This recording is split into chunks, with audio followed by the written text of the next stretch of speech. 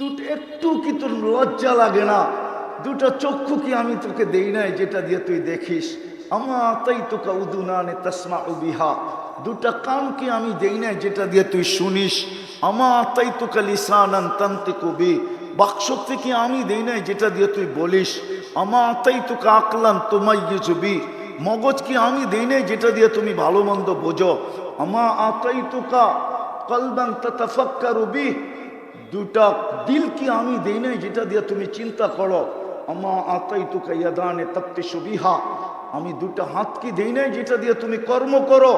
আমা আতাই তোকা রিজলানে তামশি বিহা, দুটা পাও কি দেই নাই যেটা দিয়ে চলো? আমা কুনতা সগীরা ফাকাব্বারতা, তুই তো ছোট ছিলি, বড় তো আমিই করলাম। কুনতা দাঈফা ফাকাওয়াইতুক, তুই তো দুর্বল ছিলি, সুঠামত্ব তো আমি দিলাম। কুনতা জাহিলা ফাআল্লামতুক, অজ্ঞ ছিলি, শিক্ষা তো আমি দিলাম। কুনতা মিসকিনা ফাআগনাইতুক, তুই তো নিশ্চয় ছিলি স্বয়ং সম্পূর্ণ, তো আমি করলাম। ফাইলাইন কই চললি?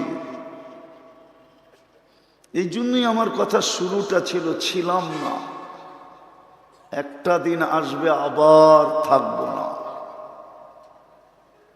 ছিলাম না, একটা দিন আসবে আবার থাকবো না। অস্তিত্ব যিনি দিছেন তার কাছেই চলে যেতে হবে, ভাগার কোনো সুযোগ নাই। যদি থাকতো তাহলে কোরআন এই কথা বলতো না, ফানফিরু, ভাগো,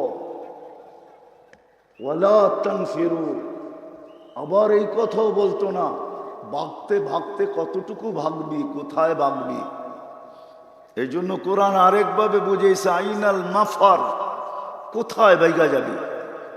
ইল্লা বি সুলতান, আমার রাজত্বের বাহিরে।